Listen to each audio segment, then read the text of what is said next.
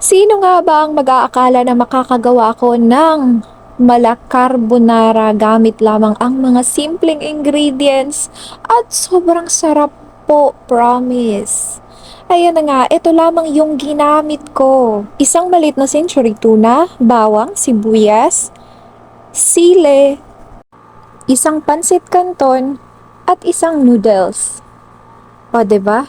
Sino bang mag-aakala na sa ganyang ingredients lang ay makakagawa ka na ng simpleng carbonara pero napakasarap?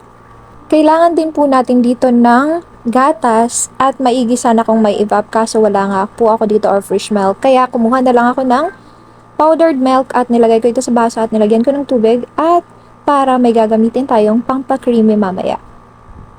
At pagkatapos niyan ay nagpakulo ako ng tubig para mapakuluan natin yung mga noodles or pasta. Ewan ko kung anong tawag dyan. At pagkatapos niyang pakuluan, half cook lamang ito at iahon na natin siya at ilagay natin siya sa mangkok na may tubig. Ayan, para hindi mainit. At pagkatapos niyan ay alisin lamang natin ang tubig at lutuin na natin ito. Ayan, kumuha lamang ako ng pan. Non-sticky po yan, kaya yung nilagay kong mantika ay yung sa pancit canton mismo. Pero pwede naman kayong mag-add ng additional na mantika kung gusto nyo. At nilagay ko na rin yung sibuyas, sile at saka bawang. At pagkatapos nyan, ilagay natin ang century tuna. Hindi ko na rin pala inalis yung sabaw ng century tuna mismo dahil pampalasa pa yan. Lutuin lang natin. Ilagay na natin yung pampakreamy natin na gatas. At dinagdagan ko rin ng half cup of water. Ilagay na lang natin yung ibang seasoning na nakuha natin mismo sa noodles at saka sa pancit canton. Hindi na pala ako naglagay dyan ng asin dahil doon pa lang sa seasoning nila ay malasang malasa na. At ayan na, pagkakulo niya ay ilagay na natin yung pasta at pagkatapos niyan ay hintayin lamang natin na maluto ito hanggang sa mag-creamy na siya or maluto na yung gata or gatas niya. Ayan na nga po, naluto na siya.